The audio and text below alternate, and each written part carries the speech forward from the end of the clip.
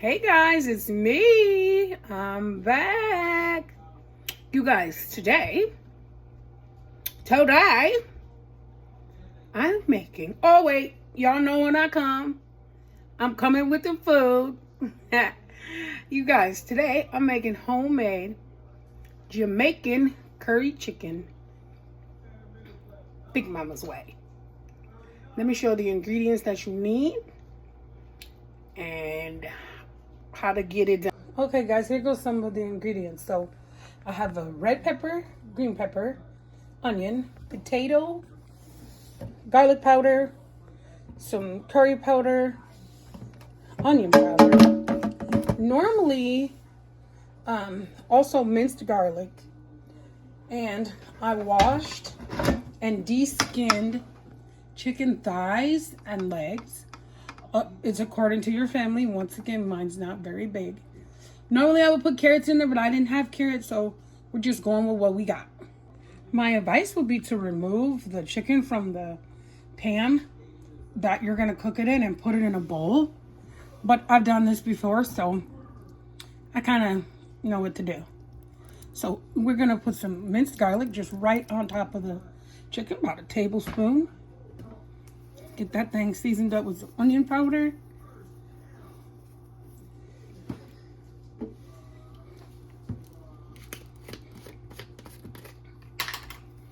Garlic powder.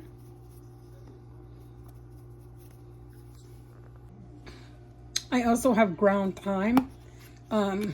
You can use fresh, but be careful. I don't think that, for me, it doesn't make a huge difference in the fresh or in the powdered, but it's totally up to you.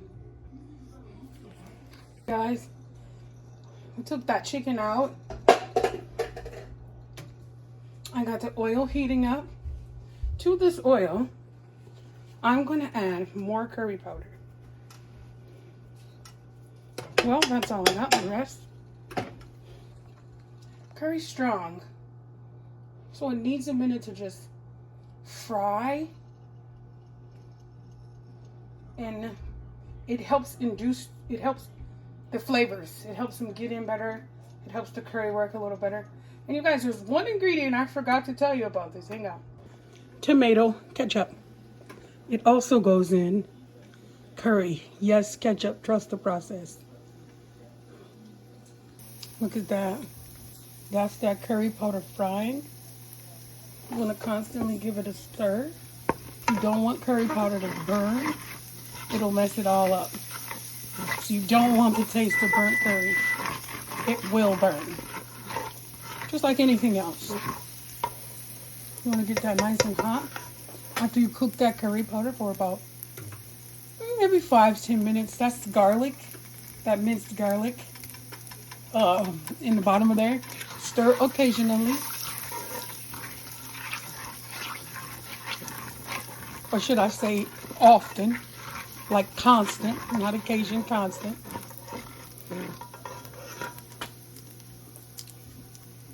Now we're going to add our vegetables, which is our peppers, onions, back into the pan. Y'all, I'm mad I don't have carrots. When y'all make it, y'all use carrots. Let's get some of that stirred in. That mixed in.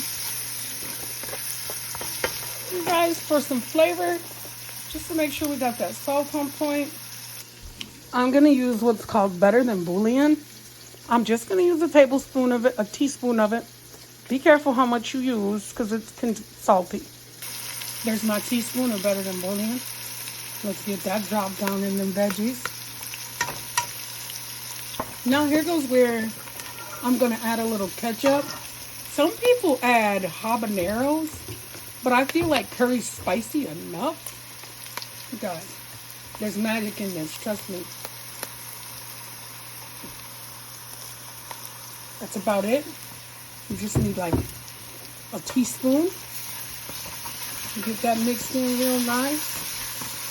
Y'all, it smells so good in here. And by the way, that's olive oil I put in the bottom of my skillet. But you use what you have.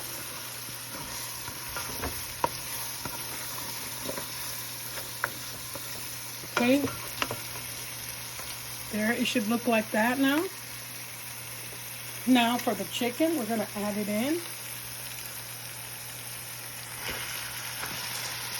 All of it. There we go. Get that mixed throughout the whole pan here. Okay, and we got that in there. So what we want to do before we add any liquid is just allow it to brown on each side. So I'm going to leave that in and just let it brown. I'd say about 4 to 5 minutes on both sides. And then I'll be back when I show you when it browns. Oh, y'all, look at that. I flipped it. It was in about 4 or 5 minutes. Y'all, ooh, see the crisp getting on there? It's starting to smell good up in here. Let me show y'all the rice I'm gonna use. So I normally use just regular jasmine rice. And I've seen this rice and something just said, try it and see what it's gonna be like. It's little grains, short grain. Can you see that? And it says Egypt's best rice. You guys, that's what we're using tonight. Okay guys, I think it's ready. I'm actually just using water from the bowl that I had the chicken in. Get all the ingredients out of there. And I'm just gonna get enough to put over the chicken. You guys, look at that, just a little bit more water. Because we got those potatoes that we're gonna cook in there too. So you need just about that much water. Put the lid on it. Let it cook for about 30 minutes. Yeah, look at that. That's 30 minutes later. The water has cooked down enough to where it's nice and thick like a broth. Almost like a gravy. Now you add your potatoes in. Okay guys, now the potatoes go in. There's really no rhyme or rhythm to it. You get it in. You mix them up in there. Make sure they're getting under all that water. All in that juice.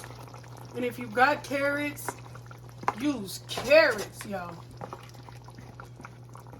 If you don't have enough water, you think, like me, maybe I need to add a little bit more. A bit more water because we want those potatoes to boil. And we don't want the curry to run out of water. That should be perfect. Put the lid back on that. We'll let that go for maybe about 30 more minutes. And y'all, that curry should be ready. Okay, you guys, so right here, the curry is done. I almost overboiled it a little bit. But as you can see, it's supposed to be that way. There's just a little bit of juice at the bottom that you can cover with your rice. Those potatoes are nice and al dente.